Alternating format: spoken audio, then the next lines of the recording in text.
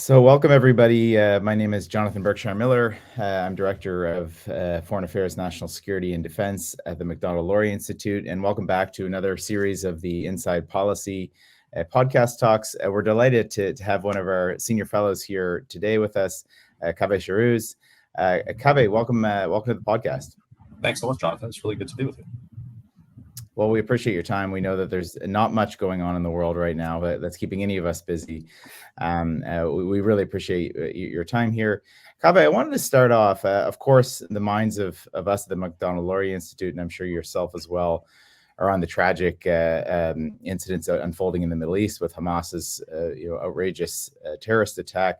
But I want to start with an op-ed that I really like that you have forthcoming in the Globe and Mail, looking at Narges Mohammadi's award of a Nobel Peace Prize.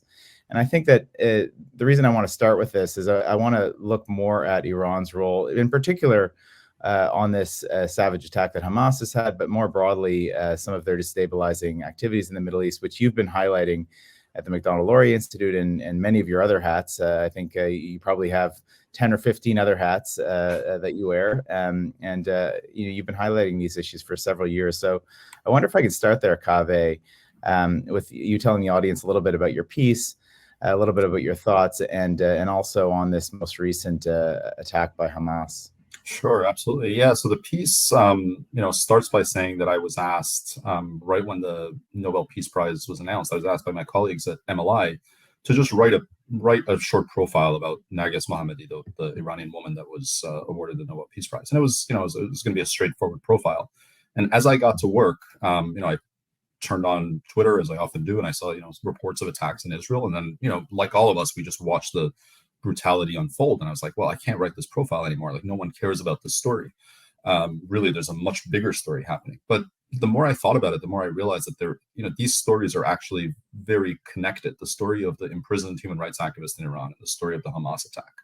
The brutality of the Hamas attack really speaks to the Iranian regime's brutality.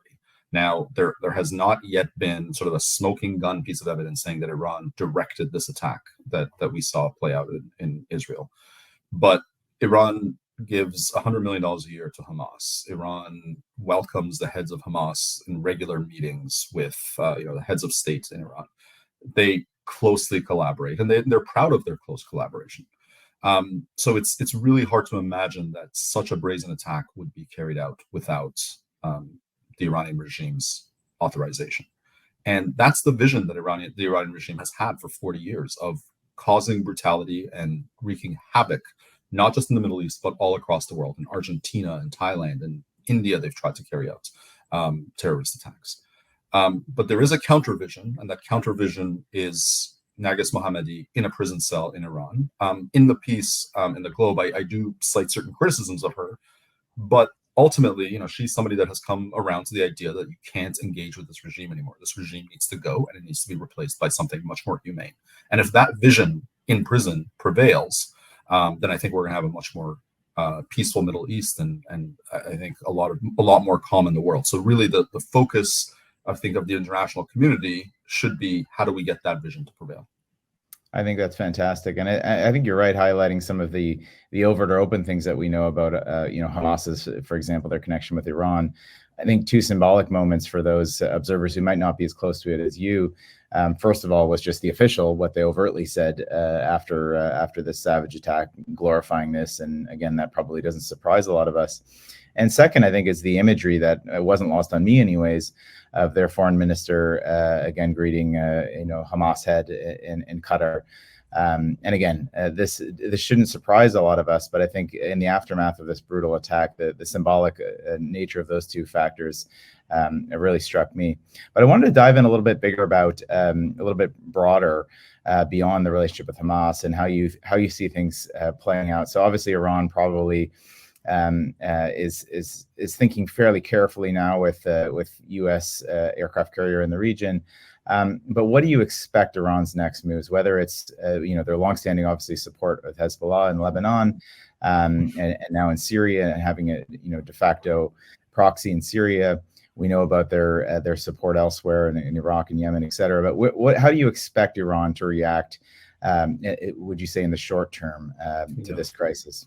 So Iran has made a few interesting moves. I mean, initially they sort of saber rattled a little bit, and they indicated that they might open a second front and they might get involved in the war. They have walked that back. I mean, I think they have come to realize that maybe they weren't anticipating this attack to be so successful and the world to respond the way it did. But they've walked that back now, saying that unless we are directly attacked, we won't get involved. I think what they choose to do with Hezbollah will be. Again, Hezbollah, much like Hamas, is really just a proxy of the Iranian regime. It's sort of an extension of Iranian foreign policy. Whether or not they choose to open a second front in Lebanon will be the thing to watch. I think that will signal that this conflict may just grow. But I think my feeling is that Iran is also not interested in growing this conflict because it will be existential to them. I mean, if they open a second front and if they get directly, especially if they get directly involved, I can't imagine any policymaker in Tel Aviv and even the Biden administration in Washington thinking that they can deal with this regime anymore. I think that Iran will sign its own death warrant. The regime will sign its own death warrant if it gets involved directly in this battle. And this regime, as cruel and as terroristic as it is, has always been remarkably good at self-preservation. It will talk a big game on ideology. It will say, we need to spread our revolution everywhere in the world. But the minute that it's actually threatened, or its financial interests are threatened, it pulls back. So I suspect that they will try to contain it. So, very interesting points. And one of the things that I think that has been fascinating about the past few years, and I mean, Iran and other actors may try to pretend that things haven't shifted, but things have been shifting in the Middle East, have been constantly in a dynamic state. Obviously, we've seen the Abraham Accords. We saw talks and reports, obviously, of active discussions between Saudi Arabia and Israel on normalizing their relations. We can imagine that spoilers such as Hamas and Iran would love to have an opportunity like this to disrupt some of those nascent agreements. What's your perspective? I mean, it seems thus far from what I've been seeing that many in the Middle East have been very cautious to make quick assumptions, and they understand very much. They have their own agency and understand that other actors are trying to serve as spoilers and to upset this new dynamic. But do you see that, and what risks do you see? I do see that. That's a very good point. I mean, there are multiple theories as to why Iran might have tried to do this via Hamas. But I think the best theory that is the most prevalent one, the one that you just mentioned, which is, these Abraham Accords have been very successful. Normalization is in the works. Saudi Arabia and Israel are getting closer. UAE and Israel are getting closer. And Iran doesn't want to be in a region in which there's a very strong Israeli-Arab alliance against it, right? So this is a way to create havoc and, as you said, play spoiler. And I have observed that Arab states have been very cautious. If this was 10 years ago, you would have heard much more angry denunciations of Israel from Riyadh and elsewhere. That hasn't been the case. But the risk is if Israel, I don't want to say overplays its hand, because I think Israel definitely has a right to defend itself, and it's operating under very difficult conditions. But Israel has to be very careful. You and I are speaking the morning after there was, a hospital was attacked. The initial story, which inflamed the Middle East, was that Israel had hit the hospital. Facts are beginning to emerge to show that that's not actually the case. But it's not hard to imagine that there will be a case where Israel, either mistakenly or deliberately, because of Hamas's civilian shield tactics and its policy of hiding weapons in hospitals and schools and places like that, will end up hitting a typically civilian institution and kill a lot of civilians in the process. And if Israel does make that mistake, I think it will make it much more difficult for the Saudi Arabias and UAEs of the world to continue with the normalization path. I think it will be, they have been able to contain the so-called Arab Street for now, but I worry that too many civilian casualties done in a kind of a gruesome way may limit their ability to be able to contain that Arab Street and the rage among Arab people.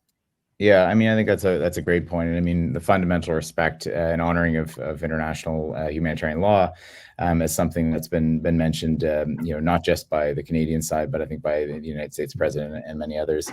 I wanted to dive into two other quick issues before we end. First of all, is the reaction. I mean, the United Nations hasn't been able to resolve anything lately, as we've seen with Russia's war in Ukraine as well. But of the two great sort of authoritarian disruptive powers, I think of Russia and China. Both of them have their own interests, obviously, in the Middle East. Both of them have their own interests in Israel, and actually some significant business interests. But it seems that their reaction here very much is one to harm U.S. credibility, to obviously keep the United States and its allies bogged down in another region. Obviously, Russia has great interest in doing this with its war that it's waging in Ukraine, and I think China similarly has interests of diverting American attention yet again to the Indo-Pacific. So I wonder if you had any thoughts on how Russia and China are reacting to this.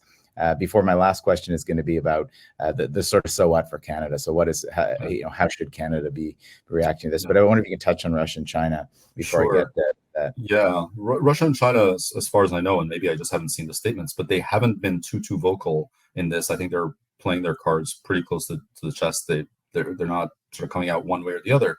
But I don't think it's hard to imagine what their interest is. Their interest is not even really the Palestinians or whatever. Their interest is sowing chaos, and their interest is, as you said, to bog down the United States.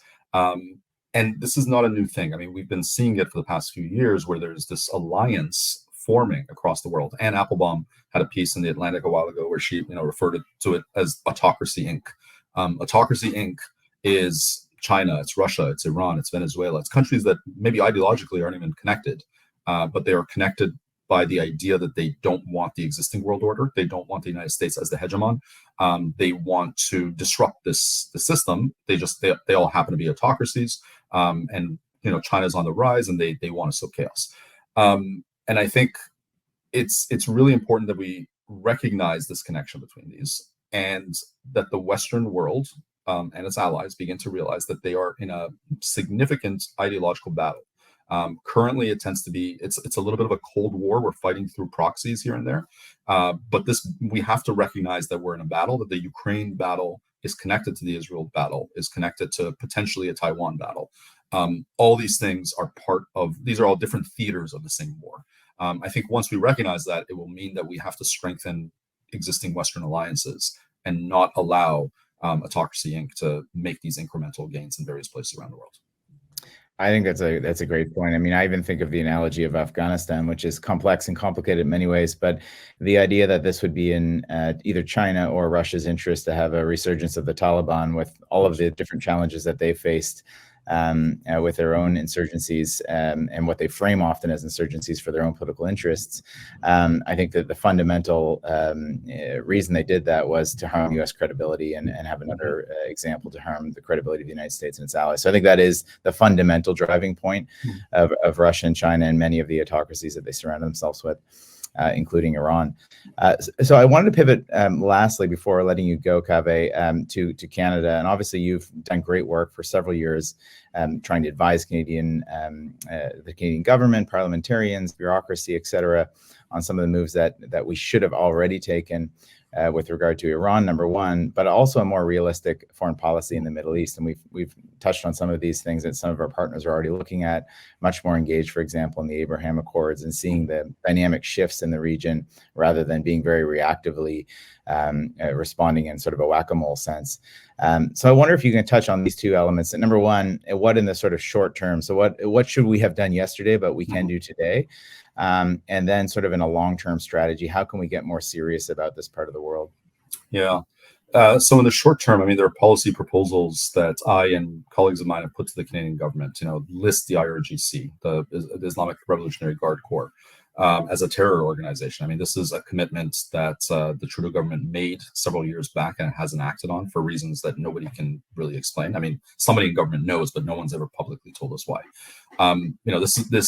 The IRGC is the sort of the head of the snake. It is the institution that gives rise to a lot of terrorism in the region and across the world. So it needs to be listed as a terror group, and a lot of its money that's parked here in Canada then needs to be discovered and seized. There are lots of people from Iran, for example, escaping that need a home. So Canada can take steps in providing a home for refugees. So those are sort of short-term things that Canada can do with respect to Iran, which I think is the cause of all this chaos. But in terms of what we ought to be doing in the long term, and this is not just Canada, this is the West generally.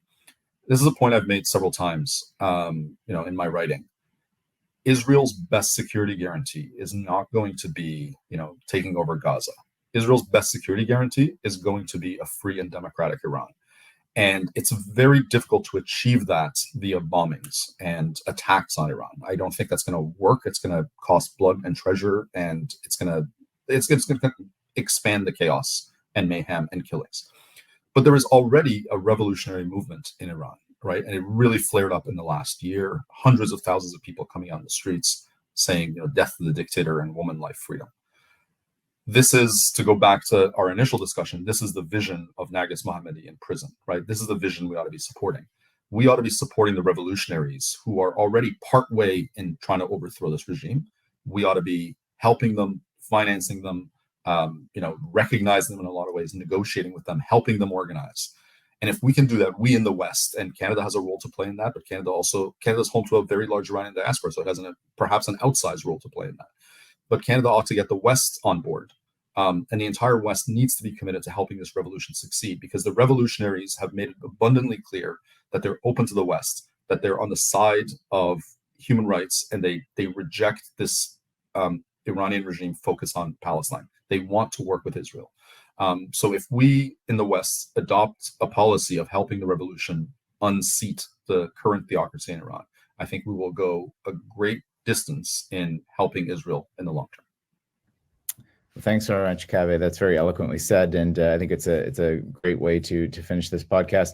I'm positive that we'll have a continuation of this discussion, because I don't think these issues are going away anytime soon. Definitely appreciate your time today, and everybody for tuning in. This is today's Inside Policy podcast, and we'll look forward to joining you again soon. Thank you so much. Thank you.